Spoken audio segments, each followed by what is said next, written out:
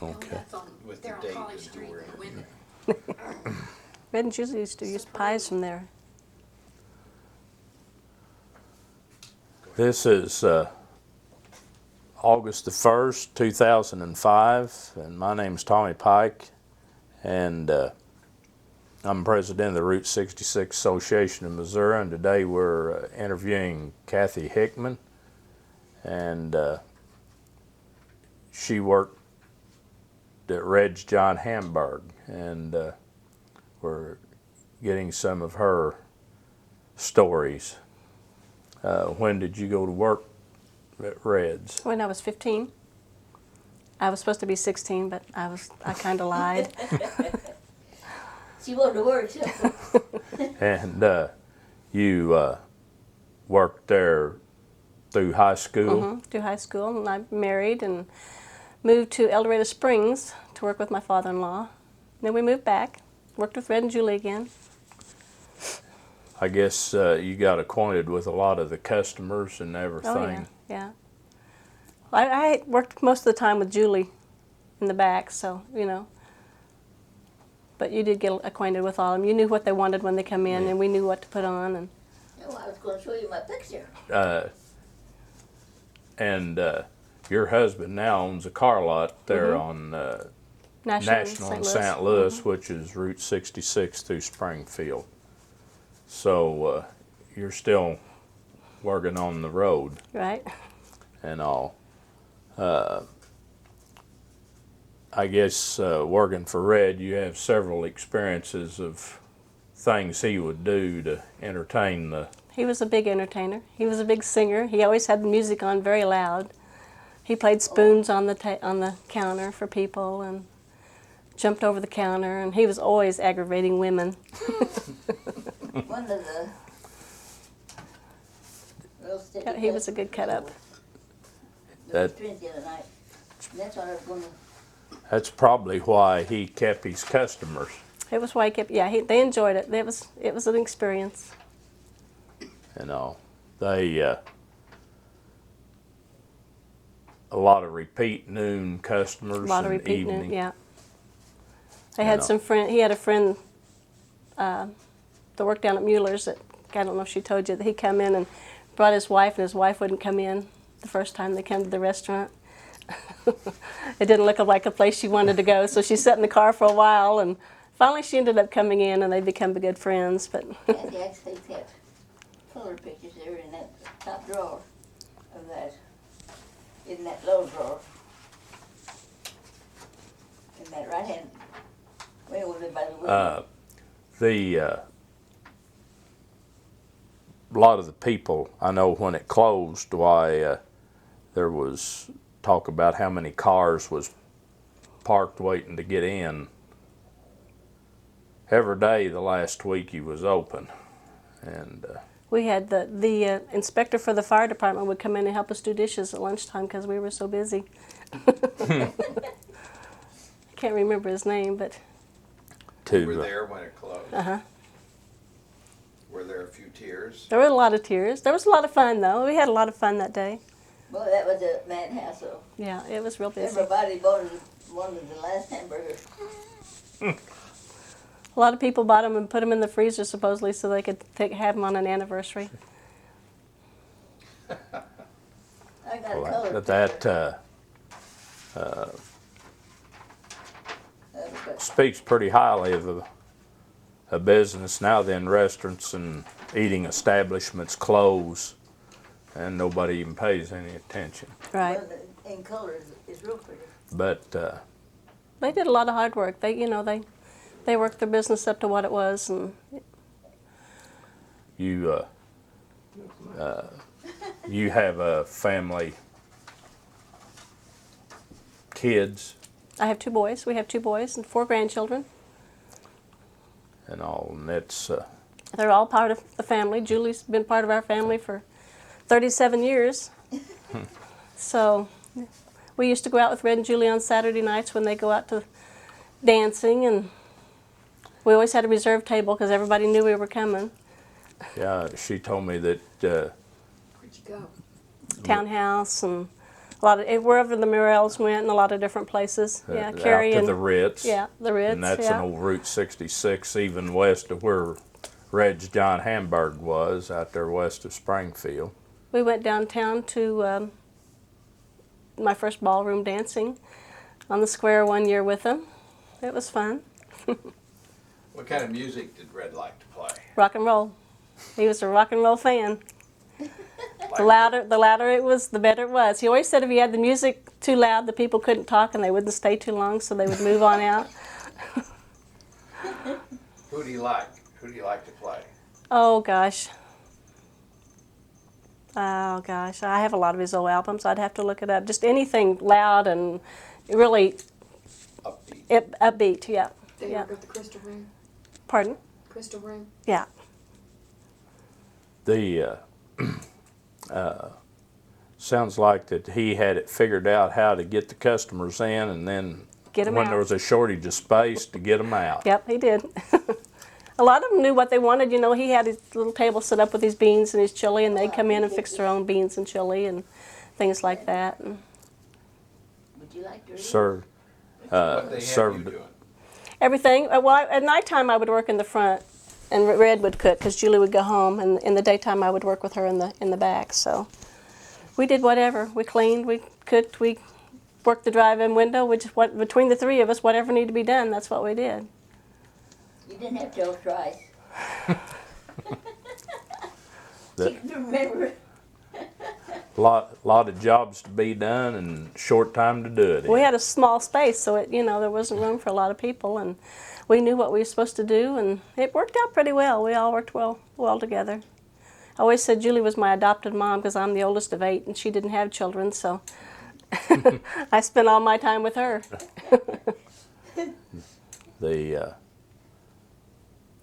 The total, how many years did you work for him?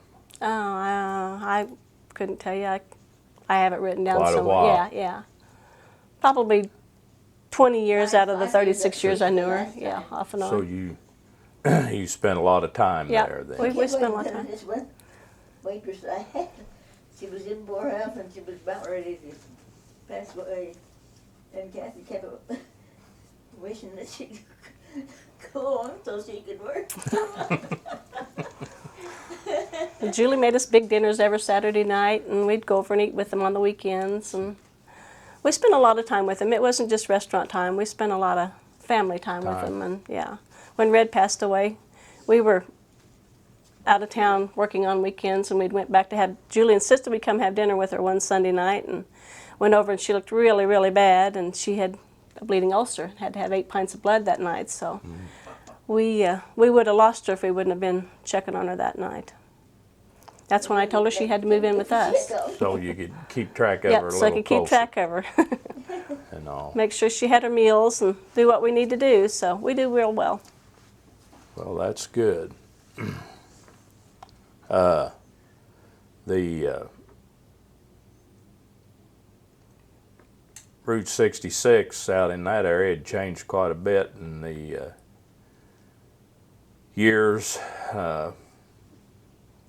Well, from like the early 60s up until what it is now, just traffic-wise. There's a lot of traffic through that area and a lot of business going on, building and everything. And the property out there, like she's talking about, tore it down. Probably now the land out there is worth more than most of the, of course that was a home and a small business, and now then why they want the property to build bigger businesses or whatever they're putting in. Right. Yeah, when that road got busy, Red would always enjoy getting out in the middle of the road to do whatever kind of entertaining, any entertaining he could. Just crossing back and forth, he would be in the middle of the road all the time. Well, now then, that'd be a pretty good trick to cross the road out there. You tried to cross it too many times, you might end up being a statistic, Right? because that is really busy out there anymore. Well, they do travel fast. Yeah, and you don't realize how much that's changed until you get thinking about and look at the pictures and what wasn't there or what was there, and it's the last few years it has really changed in that area, and the road and everything. But you have any stories or anything, or anybody, you remember anybody coming in that I'll say was famous? I imagine everybody that eat there was famous. Oh, I have my picture with Boxcar Willie, and there's another band. It's a new band, and I'd have to look it up. Lordell's or something like that. They'd come in and eaten, and the Morels, of course, they're pretty famous, and they was in, and yeah, he had quite a few famous people come through that we had. Stop. Yeah. Well, after we closed up, the city wanted to take down that John Hamburg sign. So, Red went out there one day and they took the blowtorch and I let it fall over in the driveway. And about that time, one of the bands that used to dance to come by, and they picked up I think every piece bird they had hardly anything to pick up. Took the sign with them then. They wanted to take back some memory. Well, that, yeah, I remember when, I didn't know when it came down, but I remember it was there and then it was gone. That was the thing. It and the car. But, you know, in fact, he had a different car there for a while. Checker. Yeah. It was a checker cab. I couldn't remember It was a what checker it cab. was. That's what Julie used to drive all the time, was a checker cab. I remember he said he had one, he give it to somebody to get to work in, so. Right. Red was a good person to help take care of people. They always, anything, you know, the girls that would come in to work, anything they could do for him, they were always there. So I remember him going out and bought a piano one time for one of the girls that worked there so she could learn to play the piano, and just a lot of little Put things. it out in the cabin. They never turned anybody away. And Sonny, the first boy that worked for us, Sheldon, took him to Chicago with him one time. And to this day, every time I call him up, he remembers how good Sheldon was to him. He says, he was a better dad to me than my own dad was. He says, his dad just treated the rest of the family, all the family but him. Well, they treated him like nothing. But he went to Iowa and got a good rating because he'd taken the cedar chest he'd made, and he got a good prize on it. A lot of people worked there, or several people worked there through the years. When I first started working there, there was a gentleman worked there, was Herb, and he used to work down at the place. Handicap. Yeah, the handicap place. He was handicapped, and he would come in and help Red carry things around and do dishes. And I was always afraid of him because he was really, really big. But he was really nice. So we'd have a good time together. We worked really well together too, and he was a nice acquaintance. And we had the potato chip man. What was his name?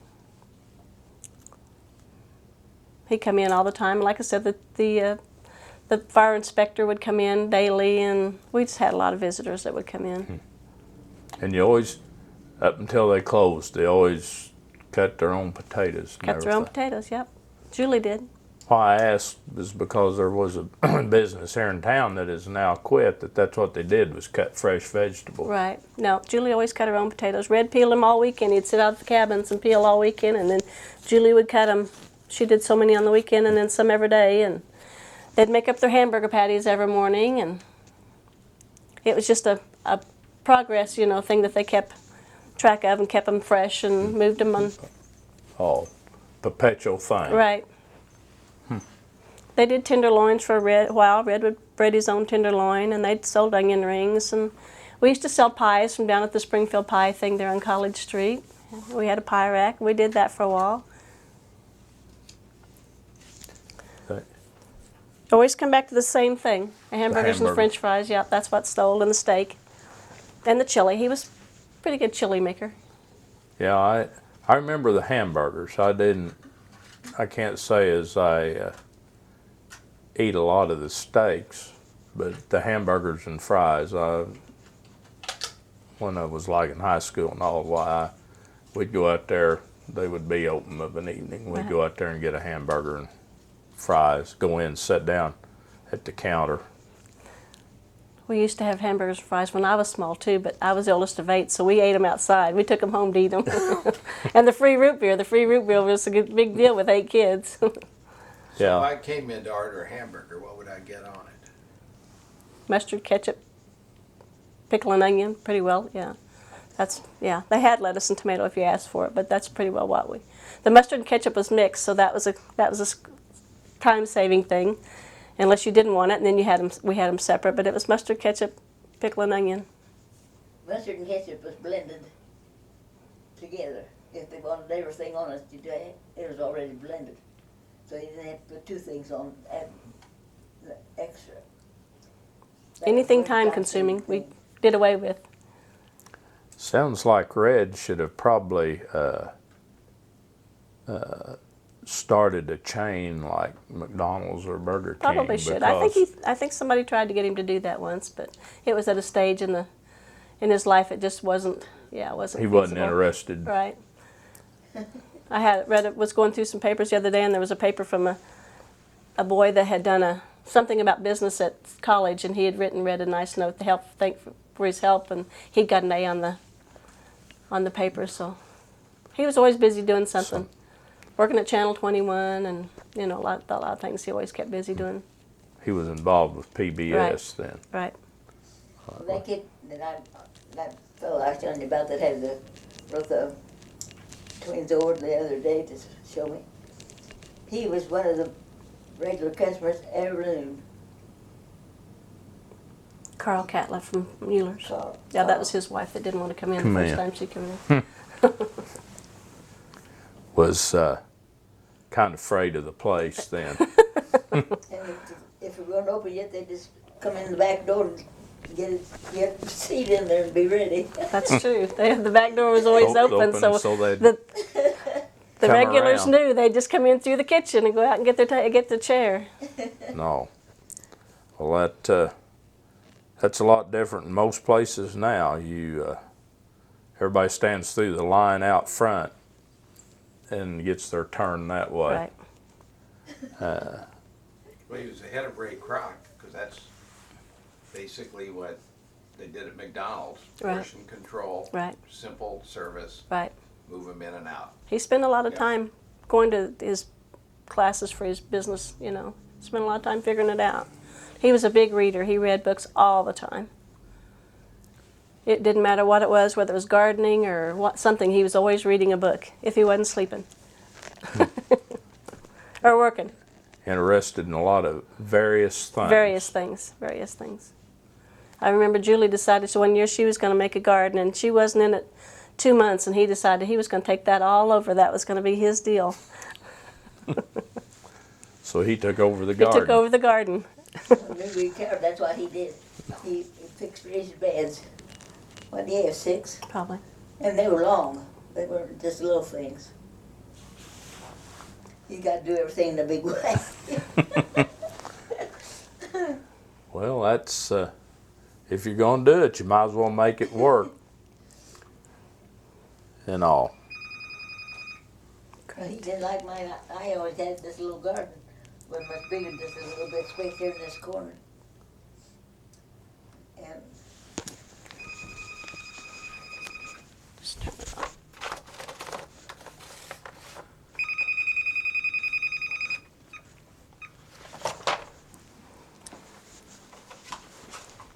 Well, he liked to garden and do things like that then. Yeah, anything he got involved in, like she said, he always did it in a big way, and he always reading to do it the biggest and the best that he could do it. He wanted to make it all he could make it. Good boss. Right. And all. Well, if you don't have any other stories or anything, well, we appreciate. Well, there's stories every day, but probably hear a lot more if you could ever. one stands out in my mind. When I turned 30, I hated turning 30 worse than any year any age that I turned. And he put a big sign out front, Kathy's 30, and had big balloons hanging off of it. So anybody that drove up and down the street knew that there was somebody there that had a birthday that was 30 years old. He enjoyed that. That was a lot of fun to him. Made your day better. Yeah. I remember when I'd come in and I'd be cold, and Julie'd say, "Put those shoulders up. It's not cold out there." And you know, there's a lot of things I've learned from them. They've been a big part of my life.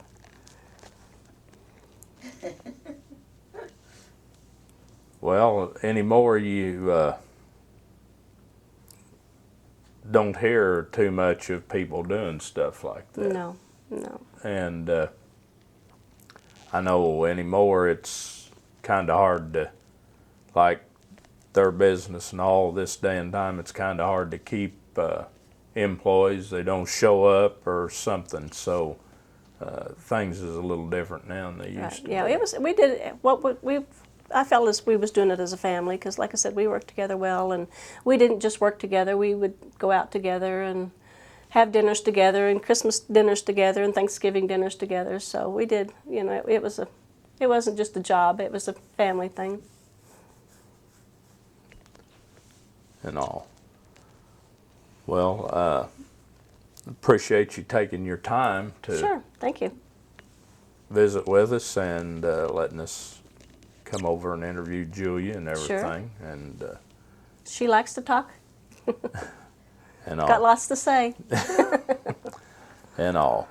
Well, we thank you for this, and also thank Jerry Benner for doing the technical part of this and all for us today. And thank you.